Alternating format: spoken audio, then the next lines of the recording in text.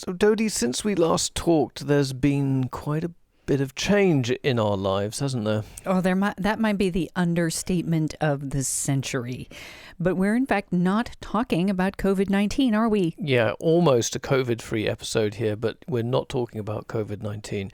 Just note that we recently completed our transition from being GE Healthcare Life Sciences into being Cytiva. New company, new brand, and so on. And in the process of creating this new brand, we've had to really explore a whole bunch of things around storytelling, around branding and what brands are and the science of it and why people bond to brands and so on. And that is what matters on this episode of Discovery Matters.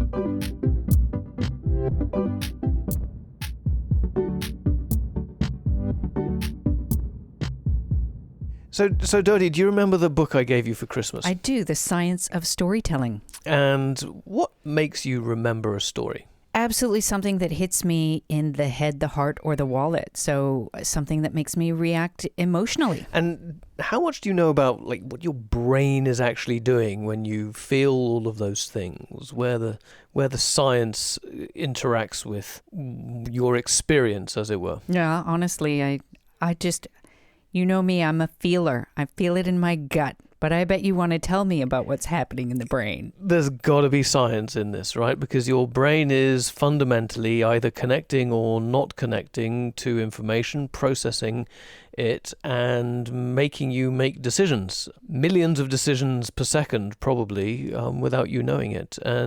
But I really wanted to find out about the science of branding and how people react to brands and how they use them to make decisions.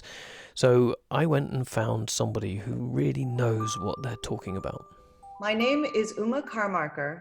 I'm a dual appointment faculty between the School of Global Policy and Strategy and the Rady School of Management at the University of California, San Diego. I think that people who do the kind of research that I do now have several titles. The one that I use most frequently is neuroeconomist, because it's at least illustrative, if nothing else. So I study how people integrate the information in the world around them to estimate how valuable things are or how much value they place on the options they have available to them. And then based on that value decision or value computation, people can then make choices. So in a nutshell, what Uma is describing there is the study of how people make decisions. What kind of tools is she using to study those things? It's a combination of research methods from psychology, neuroscience, economics, and a field that really spans all of those, judgment and decision making, which is more a topic than a methodological field. But I run experiments that look like psychology experiments, where people may answer a survey or fill in a questionnaire, either in a lab setting or online. I'm also doing some eye tracking work now, which is using an infrared camera that can track where you're looking at a screen to see where people are paying attention to. I've used functional magnetic resonance imaging, or fMRI. That sounds extremely advanced and a bit like something out of science fiction.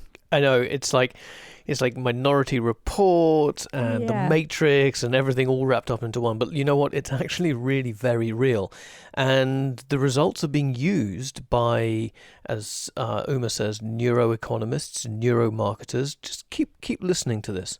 What fMRI allows us to do is to not only get an image of the structure of the brain, but to look at how patterns of activity are changing across the brain, and to compare how brain activity changes based on specific types of exposure to stimuli. So to make that a little bit less techy, I can show you a picture of a dog and show you a picture of a cat and compare the patterns of activity in your brain for dog versus cat, and potentially gain some understanding of what's special about dog in terms of the way that your brain is responding to it. By layering these different methodologies on top of each other, I'm able to get convergent evidence that speaks to particular phenomena, like how we make decisions about investing money in uncertain financial situations, or even how we choose whether or not to buy a particular gadget on Amazon. Right. So I'm now starting to think that we don't have any control over what we like or don't like.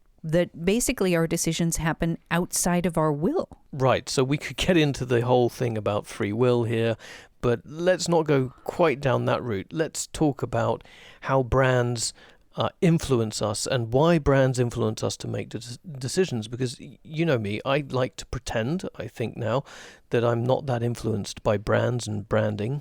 Nothing that I wear is explicitly branded, kind of almost by choice, right? And I wondered if Uma could tell us about what's going on in our brains when we make decisions about what we're going to buy or what we're going to pledge allegiance to or what have you. And it turns out that it's not just about how the brands communicate value to us. It's also about the situation that we're in. If we're under stress or in a difficult environment, we use a different mode of decision making using different parts of our brains, and that's where brands can have a huge influence. If you ask people to make a decision under what we would call cognitive load, that is a lot of other information, or they have to keep repeating a number or something else, they will often make slightly different decisions, or sometimes very different decisions, than if you allow them to think through the process, which suggests that there are multiple factors that they see as valuable in the target of their choice, and that the context around them is changing the way they make their choice. So a classic example of that is called heart and mind in conflict. If I ask you which you'd prefer for dessert, do you choose the chocolate cake or the fruit salad? Mm-hmm. And lots of people will choose fruit salad if they're given more time to think it over. But if I ask them to make a split-second decision, they may shift towards the chocolate cake. Now, a sort of traditional or a rational point of view may argue that what you really want is the fruit salad. But if that was exclusively true, that the most valuable option was the fruit salad, then putting a little time pressure on you or a little extra stuff that you have to remember shouldn't change you over to the chocolate cake. So we're clearly holding competing preferences, and the way that we express them depends on the situation that we're in. So when we're absent information that we know would be helpful to us in making a choice, that's a situation with ambiguity. And prior research in the neuroscience field and the neuroeconomics field has shown that ambiguity tends to correlate with activity in specific brain areas in a way that's different from risks, different from when we know the probabilities of what's happening. And that it's very aversive. People hate it. So it's emotionally aversive, and you could imagine that finding it emotionally aversive also changes the way you make that choice. Wow. So our brains are making decisions, and we're not as in control of the choices we make as we think we are, especially when things are ambiguous or stressful. I don't know when they're not, but okay, we'll play. So as long as we've gone through the process of building the new brand of our company, Cytiva, with all of our colleagues, I mean, let's not pretend it has been stressful. And we were asking people to imagine stopping being part of one company. And people have had heritage in our company. So it's been a marriage.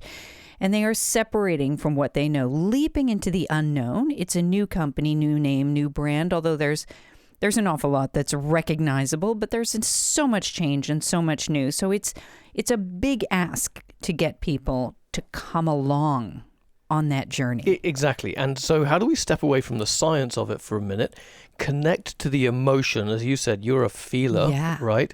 How do we do that? And we do that through storytelling. Remember Tim Arthur, who talked to us about that? I do remember Tim. He's an expert on helping organizations through change.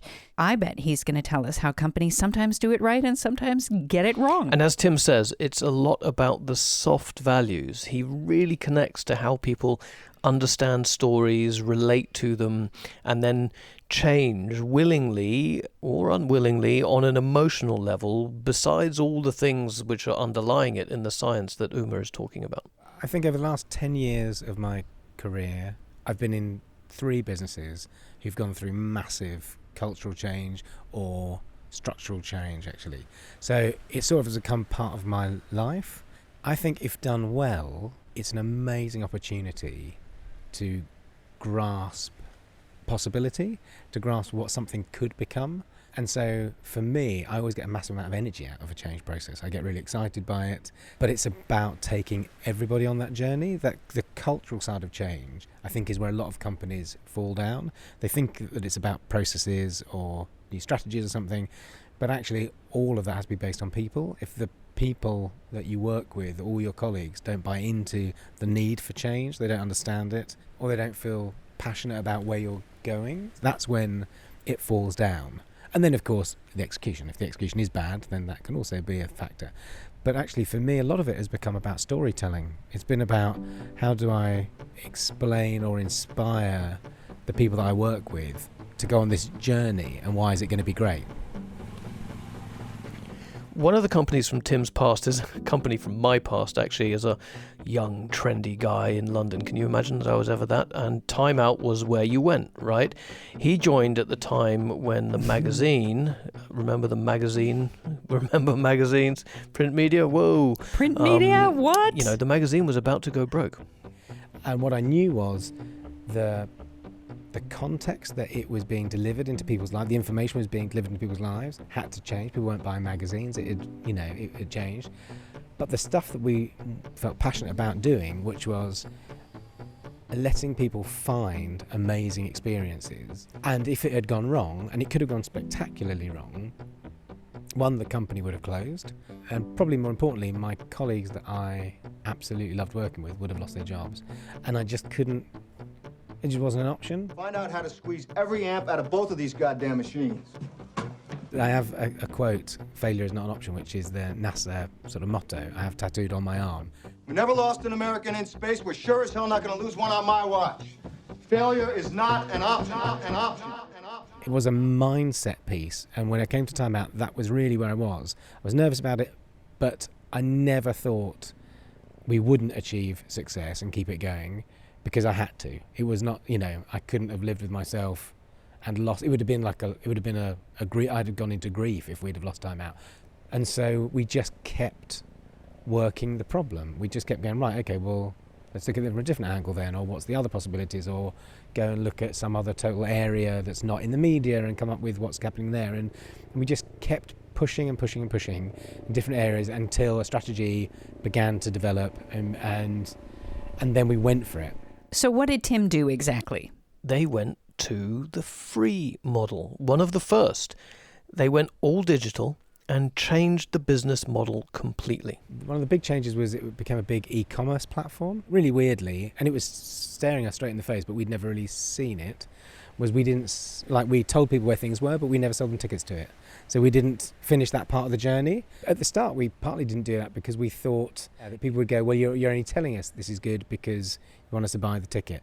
And actually, we stayed really true to our values. We didn't give something a good review if we didn't like it. And fascinatingly, there was a couple of shows that were on the West End in London, which were really big musicals, and we hated them. We gave them like 1-star, 2-star things. They still sold hugely on our website. It didn't make any difference at all, but we also didn't compromise. We hadn't compromised who we were. So we were determined right from the start that however we brought money in, we wouldn't change our basic DNA, our basic integrity or our values to do that. But so e-commerce was a big play.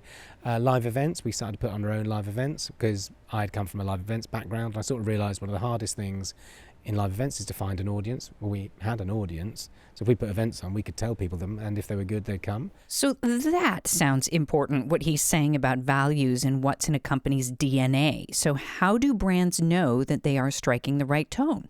What some people call soft stuff, for me, which is about setting the right culture and, more importantly, the purpose, what are we trying to achieve. If you don't get that right, every person in the company may have a different idea of where they're going, and that will end up costing. So if I'm talking to the finance team, I'll explain to them, if we don't do this ideation process or this purpose process, it's going to cost us more money in the long run. You do have to take people who are very process-led. People feel they're in their comfort zone. If they're project managers or something like that, that's where they like to be. They like to go straight to their spreadsheets and start planning stuff out.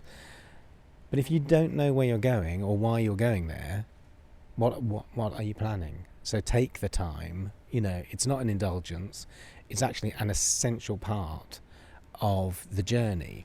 And you need to invest in that time, and you need to invest in the people to allow them to do that. Because companies don't do this very often. They don't take this time. And it doesn't have to be a long period of time. It doesn't have to, but it is important work. And I genuinely don't see it as soft at all. These things that you do in this cultural realm actually allow you to attract the best talent. It may seem soft, but it has very hard and real outcomes if you don't do it. Which just amazingly brings us right back to Uma and the chocolate cake. This is how emotions play a really big part in our decision making, and Uma looks at which parts of our brains are doing that work, how they all work together. When it comes to emotions and decisions, as you can imagine, these are fairly complex things that we're doing. I mean, a decision pulls in many different threads.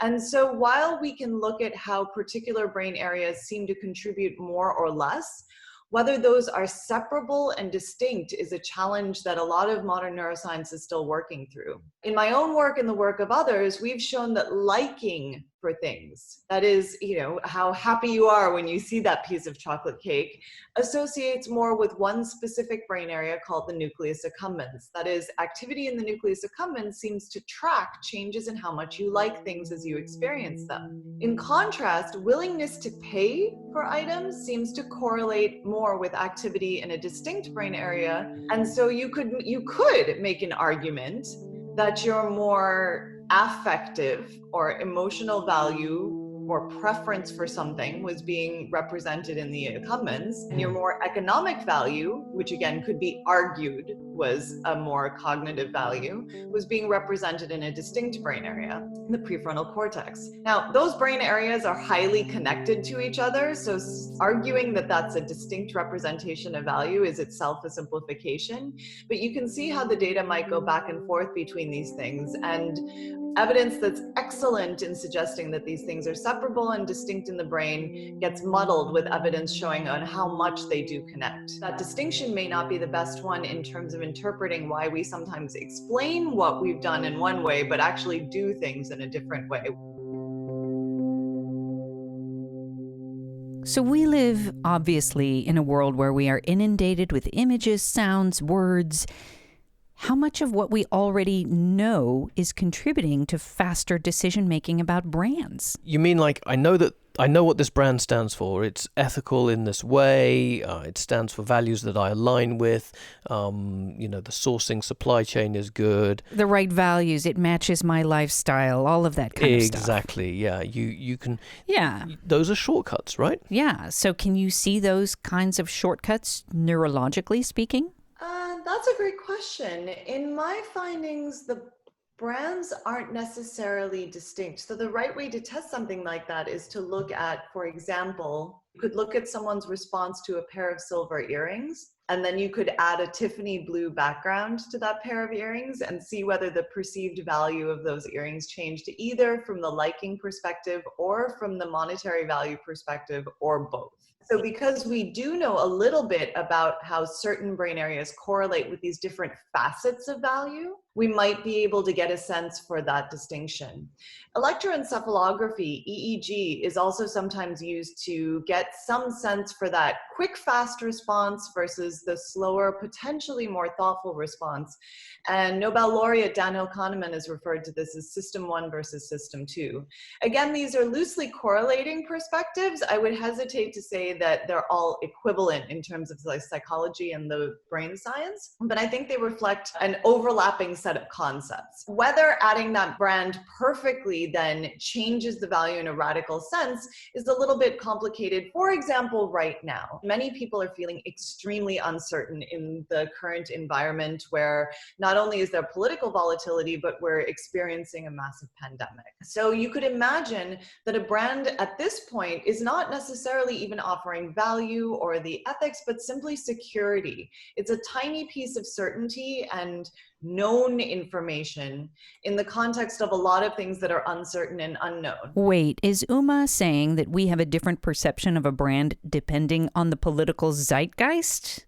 That brands help us latch on to what is certain in an uncertain world? Cornflakes are cornflakes. Kellogg's cornflakes are Kellogg's cornflakes in a way that may be reassuring, when you're not sure where to get your groceries or what kinds of choices you have to make. So by clearly communicating to our colleagues what we stand for as a company as we go through this change, right? Going from one well-known brand, very well-established company to something completely new, we help reduce the uncertainty of the situation that we're in. New company, new name, new owner, all of that's new. But by making a really strong statement internally as a brand, as an employer brand, as about who we want to be, we at least know as a team of people, as 6,700 colleagues around the world, we can know and feel certain about who we are, and people connect with that as we go through what's an unsettling change. So have you changed your mind about brands? Would you wear a Cytiva branded t-shirt? I will wear a Cytiva branded t-shirt, but not because I've changed my mind about brands. I have changed my mind about brands, about the utility of brands and what they're for. So I admit it, right? I'm a new brand aficionado, if you could say that. It took a neuroeconomist to convince me to admit it. Wow, listeners, you heard it here first. Convince me with the science, show me the data, I'll spin on the dime. But hit me with woo-woo and I'm not listening, okay? But brands, they really help us navigate the world. They also maybe make us buy things sometimes that we don't need. I mean, do I really need that, like, Apple branded sleeve for my iPad when actually I could use, an old sewn up t-shirt around a Android tablet that is just as effective? I don't know. So how does Uma reconcile her research with simple everyday things she has to do herself, like going to the store and not being influenced by the clever neuromarketing that's going on?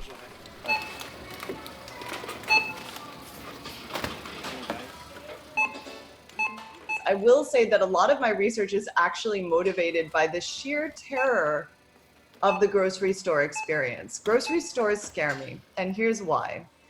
We know as marketers and as neuroscientists that context matters, that everything matters. And we know that grocery stores are sending us thousands of messages at the same time.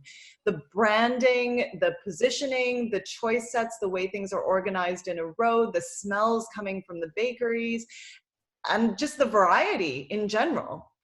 And so if all of the scientific and marketing research is true, then there's no way any of us should be able to get out of the grocery store in one piece. Think of the fatigue from all of those factors pressing on you at the same time. And yet, we all somehow manage to pick up milk after work without having these kind of mental breakdowns. So I think the grocery store is a great example of why it's fun and interesting to study decision making and why we have these challenges, because we're clearly capable of taking massive quantities of information and handling it in a reasonable, functional way. And so when I step into the store, that's what I tell myself. Yes, I know 1,000 things are going on, but I'm giving myself the latitude to make the choices in whatever way comes up for me at the moment. Terror at the grocery store. That's fantastic. I know, it's so... I had to wait till the end of the interview for that to come out. It was just fabulous. So what she's saying is, as a neuroeconomist, as somebody who understands the science, she knows there's tons going on in her brain, but she's able, because the brain is an incredible filter, amongst other things, to focus on the outcome that she needs. She needs to go to the grocery store and buy milk, and never mind all the stuff telling her to do things. And I think that that's a real takeaway for us. No matter what the environment we're in is throwing at us, our brains are incredible filters that allow us to stay focused on what we're trying to achieve.